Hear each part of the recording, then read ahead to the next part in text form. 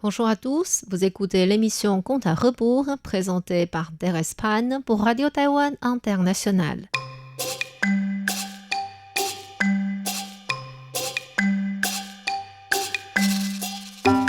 La semaine dernière, nous avons vu que Xiaoqing n'était pas contente de Bai Suzhen car celle-ci n'accomplit pas rapidement sa promesse de lui partager son mari. Après une grande dispute, Xiaoqing quitta sa maîtresse et voulait trouver un homme pour elle toute seule. Par chance, l'homme qui tomba dans son piège était jeune, beau et d'une famille riche. En croyant au mensonge de Xiaoqing, l'homme s'appelant Gu Lian invita cette demoiselle Yang à passer la nuit chez lui en attendant de retrouver sa mère. Sur le chemin vers la maison de Gu Lian, Xiaoqing exerça son pouvoir de séduction sur cet homme tout en gardant l'air réservé. Impossible à résister à un tel pouvoir, Gu Lian changea d'avis. Au lieu d'installer cette jolie jeune femme dans la chambre de sa mère, ce serait beaucoup mieux de l'installer dans sa chambre à lui. Ainsi, il quitta cette demoiselle Yang à traverser le bois derrière sa maison et frappa à la porte de la cour arrière. Cette porte menait à sa chambre et son bureau dans la cour arrière. Pour que Gu Lian puisse se concentrer sur ses études, sa famille ne venait jamais le déranger et le laissait un seul servant s'appelant Wenqing ici pour s'occuper de Gu Lian.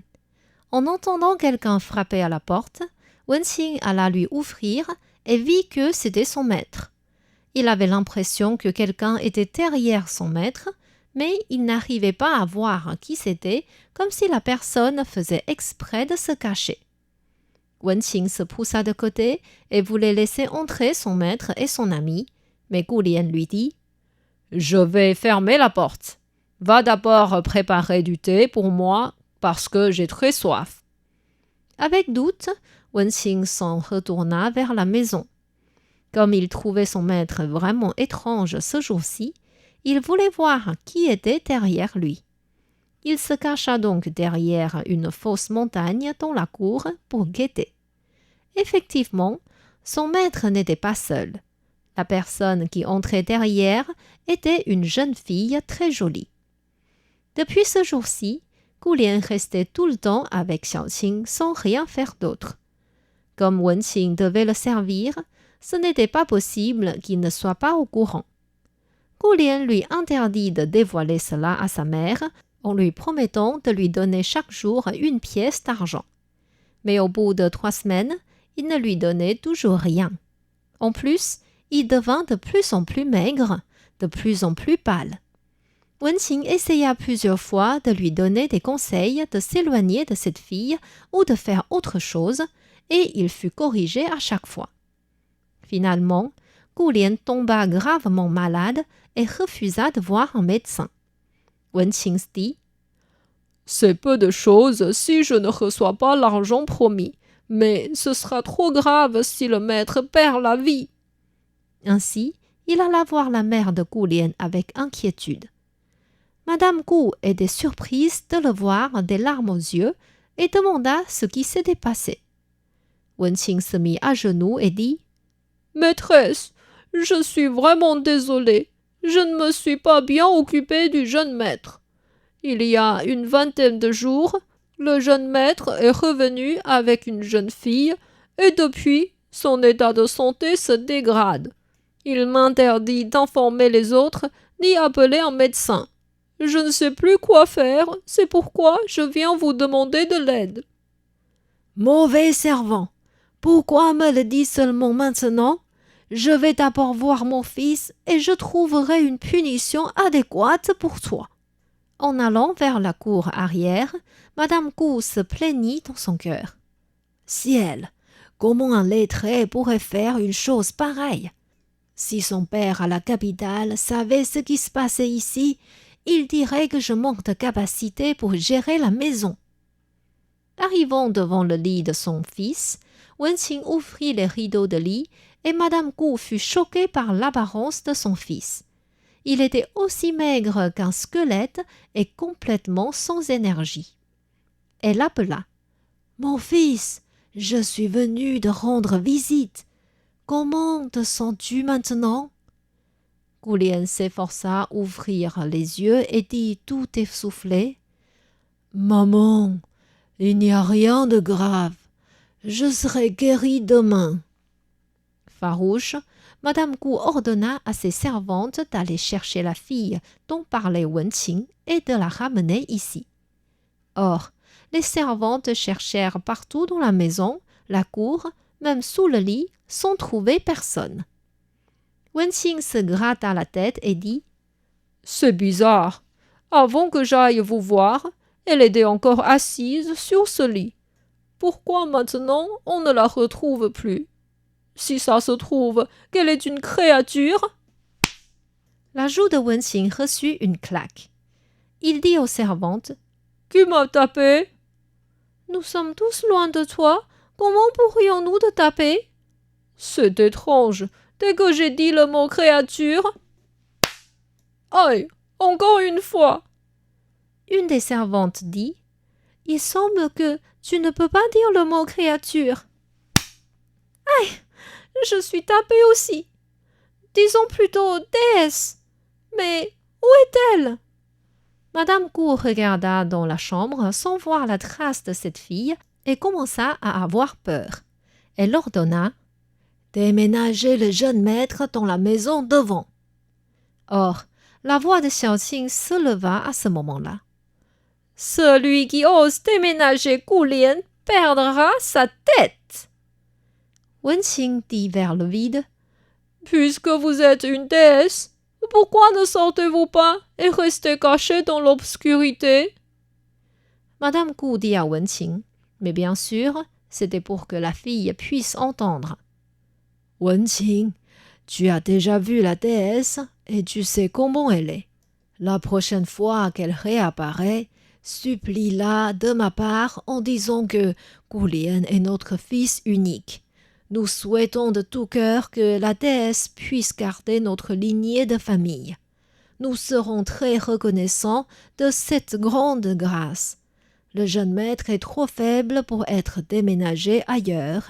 Je reviendrai le voir demain. » Et elle quitta cette cour arrière avec ses servantes. Arrivant dans le salon, elle distribua immédiatement des missions à ses servants. Certains devaient aller employer des moines bouddhistes, d'autres des moines taoïstes de venir faire des cérémonies d'exorcisme. Et elle écrivit aussi une lettre à son mari pour lui expliquer la situation. En moins d'une journée, des moines arrivèrent chez eux. Les servants installèrent des tables d'offrande à l'est et à l'ouest de la maison, préparèrent tous les objets rituels demandés et la récitation des prières, des incantations et la musique religieuse résonnèrent chez eux. Avec un regard froid, Xiaoqing observait tout cela. Elle, un serpent vert ayant plus de 700 ans de pratique, ne craignait rien de ces jeux humains. Elle fit lever un coup de vent très fort et tous les objets liturgiques furent enlevés. Les tables furent renversées, les moines furent frappés par des cailloux et n'arrivaient pas à ouvrir les yeux à cause du sable.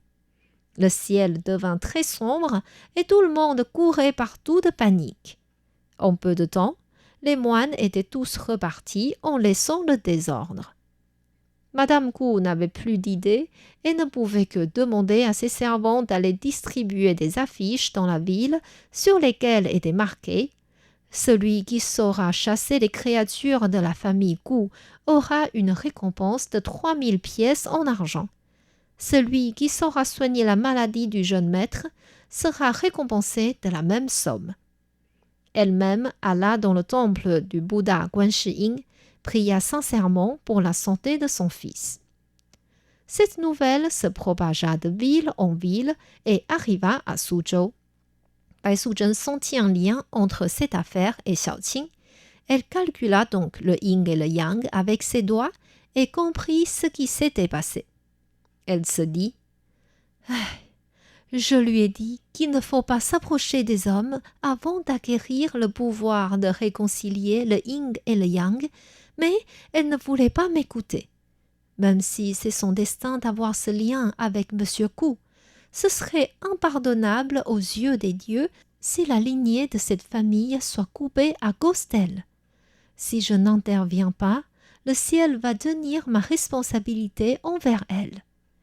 Ce n'est point difficile de résoudre le problème de cette famille, mais comment la faire venir jusqu'à chez nous?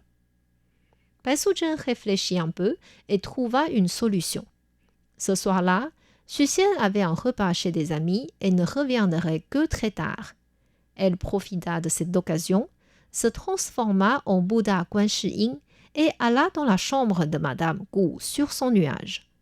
Celle-ci venait de s'endormir et entendit soudainement une voix qui dit « Levez-vous, Madame Gu, je suis le Bouddha Guan Shi Yin et j'ai entendu votre prière. Votre fils devait partir selon son destin, mais je suis touchée par votre sincérité et des bonnes actions que votre famille a accumulées. C'est pourquoi je suis venue vous diriger dans cette difficulté. Envoyez rapidement un messager à la ville de Suzhou. Le patron de la pharmacie Baohetang, s'appelant Xu Xian, saura chasser la créature et soigner votre fils. » Madame Gu vit cette dame en robe blanche devant elle sur un nuage, sentit un parfum agréable dans toute sa pièce et se mit immédiatement à genoux et dit « Bouddha Guan Shi Yin, merci énormément de m'avoir éclairé la voie. Merci, merci !»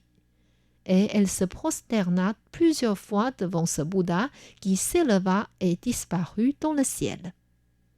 Comment Bai Suzhen va aider cette famille à sortir de ces difficultés? Est-ce que Xiaoqing reconnaîtra sa faute et retourna auprès de sa maîtresse?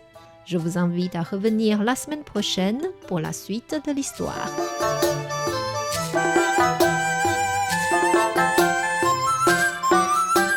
C'était Conte à rebours, présenté par Thérèse Pan sur les ondes de RTI.